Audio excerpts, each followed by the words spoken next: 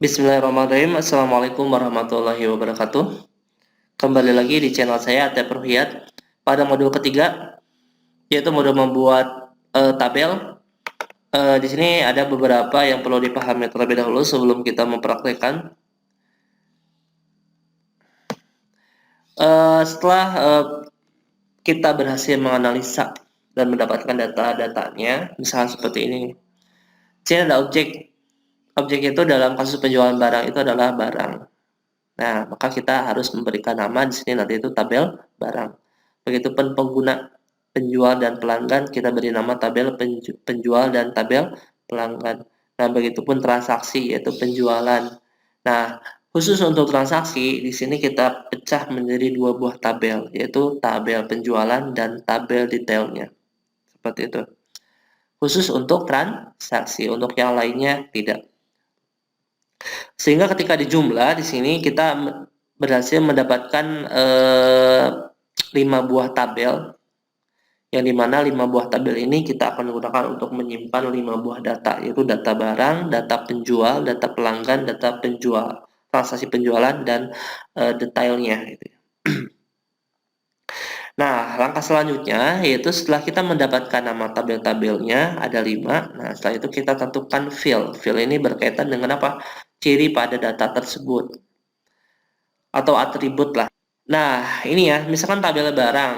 Nah, atribut apa saja yang nanti kita akan masukkan ke dalam data barang tersebut adalah misalnya ini, ada kode barang, nama barang, harga beli, dan harga jual. Dan sebenarnya rekan-rekan bisa menambahkan field yang lain untuk data barang ini, misalnya seperti merek, mungkin jenis, ataupun satuan, ataupun keterangan yang lainnya gitu ya. Cuman karena di sini hanya contoh, jadi saya mengambil field yang bisa dikategorikan penting saja dulu gitu ya. Nah, selanjutnya tabel penjual, ada ID penjual, nama penjual, jabatan, nomor HP, pelanggan juga ada nomor pelanggan, nama pelanggan, alamat, nomor HP, kemudian penjualan, nota, tanggal, ID penjual, nomor pelanggan, dan detail nota, kode barang, jumlah jual, dan total jual. Nah, sebenarnya untuk field-field ini bisa disesuaikan dengan kebutuhan ya. Nah, di sini pun yang ada yang perlu dipahami adalah tipe data. Nah, di dalam Microsoft Access itu terdapat beberapa tipe data. Nah, seperti ini ya. Seperti short text, long text, ada number, ada date or time, currency atau number, lookup wizard. Nah, ini sudah ada penjelasannya di modul ini, nanti tinggal baca saja. Ya, nanti seiring rekan-rekan belajar ke studi kasus yang berbeda, mungkin tipe data ini akan banyak digunakan gitu ya. Nah, kita langsung saja ke praktikum. Di sini saya akan mencoba mempraktekkan bagaimana cara membuat tabel barang, yang dimana di sini filenya sudah kita tentukan ada 4, ada kode barang, nama barang, harga beli, dan harga jual. Dan yang perlu diingat adalah di sini tipe datanya ada short text. Di sini kalau ada tipe data teks ya, baik itu long text atau short text, itu perlu didefinisikan field size-nya untuk menghemat tempat penyimpanan. Misalnya kode barang dimasukkan 10, nah berarti hanya 10 digit yang bisa dimasukkan. Begitupun nama barang diisi field size-nya 50, berarti hanya 50 digit yang bisa dimasukkan. Dan harga beli currency dan harga jual currency. Nah, kita belajar mengingat ya untuk membuat tabel barang itu ada 4 field, yaitu kode barang, nama barang, harga beli, harga jual, berdasar tipe datanya. Ada short text untuk kode barang, untuk nama barang short text juga, kemudian untuk harga beli currency, dan untuk harga jual currency. Baik, kita praktekkan. Nah, untuk membuat tabel di sini ada menu create. Di sini ada pilihan table design. Jadi tinggal diklik saja. Nah, di sini ada file name-nya dan tipe data type. Jadi kita ketikkan di sini. Ya, misalkan seperti yang tadi ada kode barang. Kalau saya biasa mendefinisikan file name terlebih dahulu, baru setelah itu data tipenya. Kemudian nama barang, ada harga beli, dan harga jual. Nah, kalau sudah, kita atur field size-nya atau data tipenya. Seperti yang tadi sudah dibaca bahwa untuk kode barang short text ya, berarti di sininya tipe datanya kita map, untuk field size-nya kita masukkan 10, untuk nama barang 50. Nah, untuk harga beli ini tipe datanya currency, dan untuk harga jual tipe datanya currency. Nah, seperti ini. Nah, ini nih field size-nya sudah dimasukkan, ada kode barang, nama barang, harga beli, harga jual, begitupun tipe datanya juga sudah ditentukan. Nah, setelah itu dalam setiap tabel master itu harus ada namanya primary key. Ya, primary key itu digunakan untuk membedakan antara data field yang satu dengan field yang lainnya. Nah, atau bisa dikategorikan nilai unik ya. Nah, kalau dilihat dari nama field ini, nilai uniknya itu ada di dalam kode barang. Nah, berarti kode barang ini harus kita beri primary key. Caranya gimana? Tinggal diklik kode barangnya, klik kanan ada primary key. Nah, tanda kunci ini menandakan bahwa itu merupakan field primary key. Nah, setelah ini tinggal di save saja. Caranya bisa menekan kombinasi Ctrl S seperti ini, bisa juga klik kanan di sini. Ada save, kemudian bisa juga di sini nih, ada tombol icon save. Nah, sudah kasih nama apa? Tabel barang, disesuaikan dengan field yang kita tentukan. Jangan sampai terkecoh di sini tabel barang, kalian masukkan tabel pelanggan gitu ya. Tolong lebih diperhatikan. Nah, ini untuk tabel pertama yaitu tabel barang. Oke. Nah, otomatis akan muncul di sini. Nah, ketika sudah muncul di sini berarti menandakan bahwa ini sudah selesai, sudah berhasil disimpan. Kalau sudah tinggal di close saja. Nah, dibiasakan kalau sudah selesai, rekan-rekan silahkan di close ya. Karena itu akan berakibat pada tahapan berikutnya, yaitu ketika membuat relationship. Nah, sekali lagi, ketika misalkan untuk tabel barang ini sudah disimpan tapi terdapat kesalahan, nah kita bisa edit. Caranya klik kanan, design view. Nah, akan kembali lagi ke posisi yang tadi. Ya, kita edit. Tapi kalau kalian ingin melihat isi datanya, di sini klik kanan, open. Seperti ini. Karena pada dasarnya, fungsi tabel itu adalah untuk apa? Untuk menyimpan data, tepat untuk menyimpan data. Sehingga ketika rekan-rekan membuat tabel ini, misalkan contoh tabel barang. Nah, berarti tabel barang ini diperuntukkan untuk menyimpan data-data barang. Ya, seperti itu. Jadi jangan sampai bingung ya. Sekali lagi klik kanan design view untuk mengedit atau merubah struktur tabel yang sudah kita buat. Kalau ingin melihat datanya tinggal klik kanan. Nah, seperti itu kan ya. Nah, itu untuk tabel yang pertama. Kita akan lanjutkan untuk membuat tabel berikutnya, dan saya harap rekan-rekan sudah memahami, jadi bisa lebih cepat dalam membuat tabel yang lain.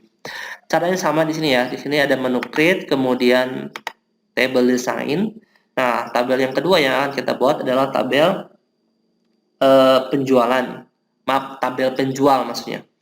Yang akan kita buat untuk tabel selanjutnya adalah tabel penjual, di mana filenya bisa dilihat di modul itu ya. Nah, saya akan langsung mengetikkan saja.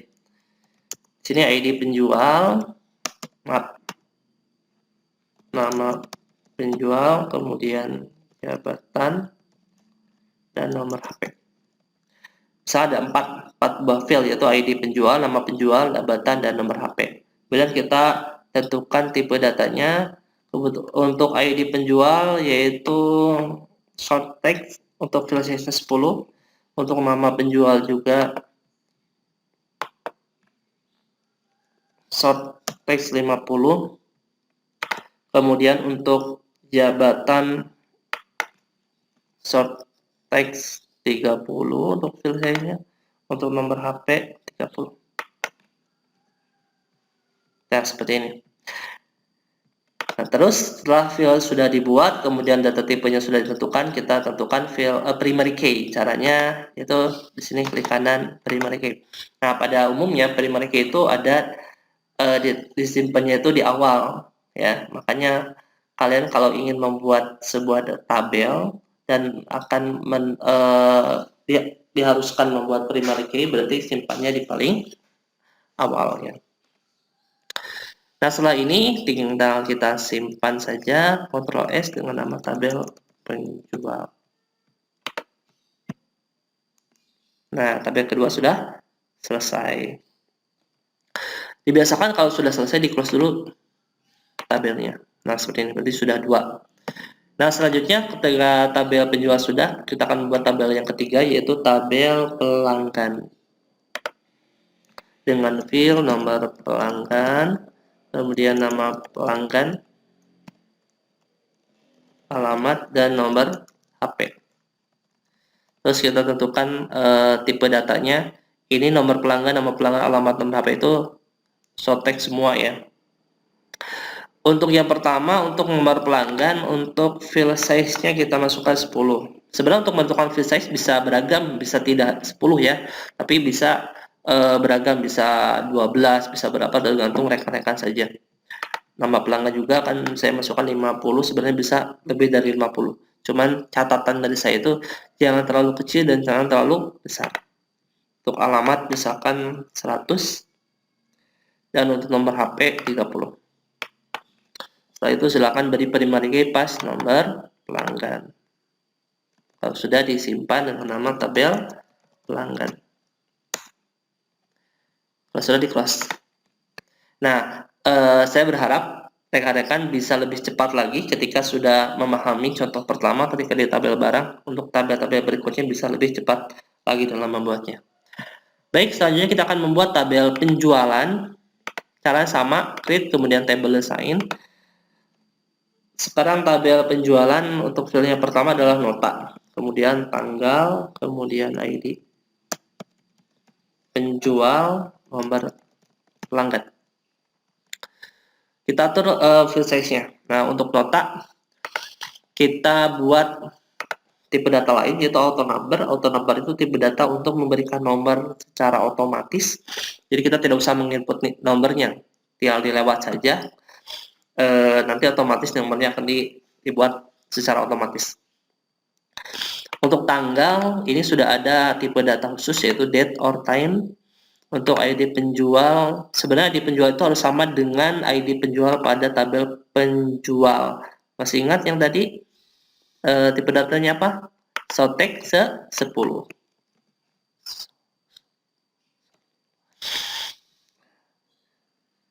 Nah, kemudian untuk nomor pelanggan juga harus sama dengan nomor pelanggan pada tabel pelanggan. Masih ingat? Teks 10. Nah, jangan lupa kalau sudah filenya sudah ditentukan, kita buat primary key pas nota. Nota itu nomor transaksi tapi disingkat ya. Sudah kita simpan dengan nama tabel penjualan. Nah, kalau sudah seperti biasa silakan di close tabelnya. Nah, sudah 4 tabel yang sudah kita buat, tinggal kita membuat satu buah tabel lagi yaitu tabel detail. Cara sama, create table assign. Karena tabel detail ini pecahan dari tabel penjualan, nah maka di sini untuk file yang pertama itu nota sama dengan tabel penjualan. Kemudian kode barang, kemudian jumlah jual, kemudian total jual.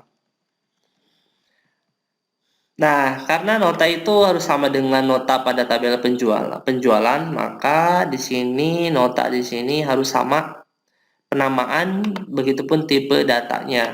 Masih ingat tadi apa? Yaitu auto number. Ya.